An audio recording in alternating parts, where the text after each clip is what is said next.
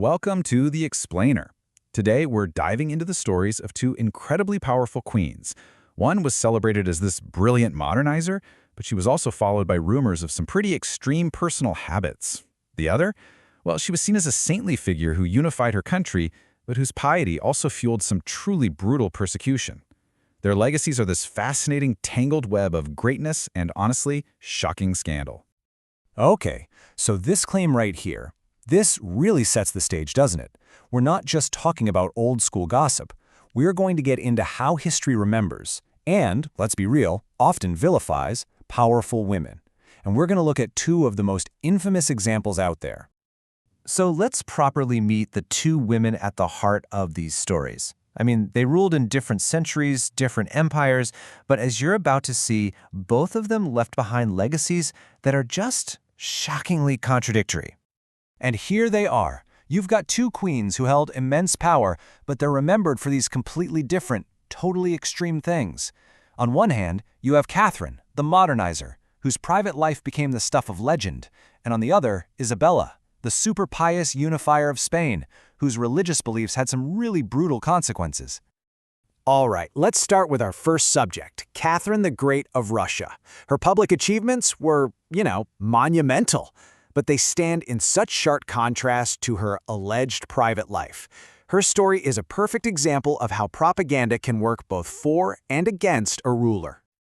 So Catherine the Great actually started out as a German princess who married into the Russian royal family. But get this, after she seized power from her pretty unpopular husband in a coup, she went on to rule the massive Russian Empire for 34 years. She wasn't just some figurehead, she actively shaped the future of her adopted country.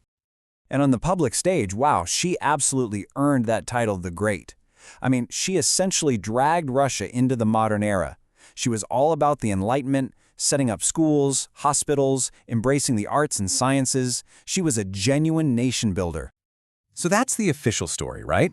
But what's so fascinating is how the historical accounts just completely pivot from her incredible statesmanship to this private life of extreme indulgence. The official narrative of Catherine the Great ruler, well, that's just one side of the coin. According to the stories, she had this almost bureaucratic system for vetting her lovers. A trusted officer would pick a candidate. Then, that candidate was tested for his abilities by one of her ladies-in-waiting. Only if he passed this very personal audition was he finally sent to the queen herself.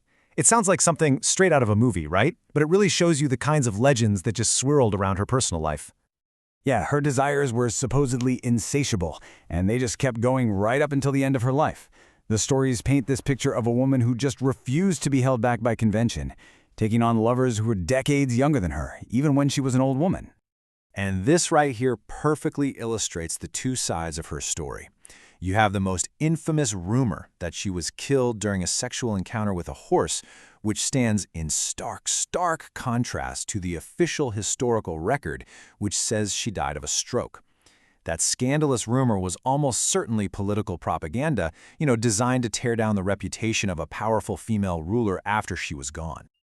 Okay, so let's shift gears completely. We're moving on from Catherine's alleged sins of the flesh to a very different kind of infamy.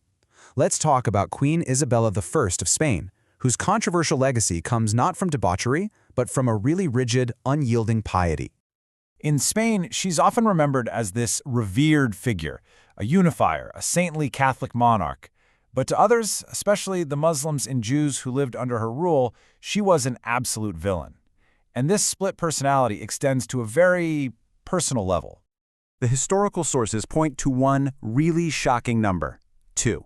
According to the stories, that is how many times Queen Isabella bathed in her entire life.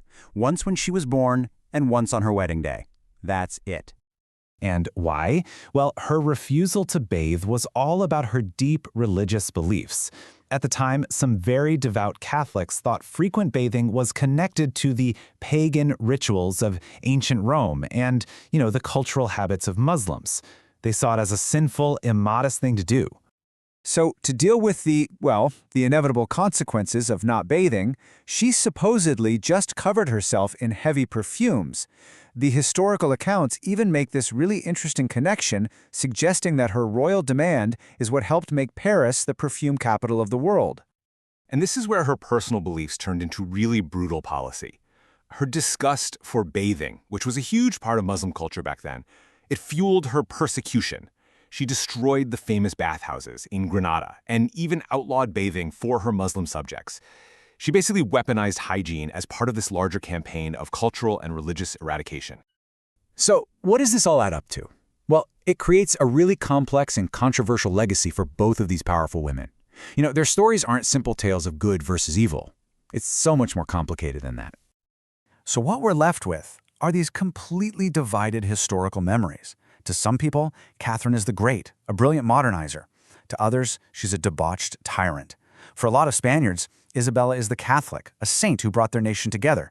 But to others, she is a cruel persecutor who's responsible for just unbelievable suffering. I think the big takeaway here is that the stories told about these queens have been shaped over centuries by politics, by religion, by rumor. What was actually true and what was propaganda designed to either build them up or tear them down. Honestly, the lines are incredibly blurry. And that really leaves us with the main question here. How much of what we know about history, especially when it comes to controversial women who dared to hold real power, how much of it is fact and how much of it is a legend, crafted to serve someone else's agenda?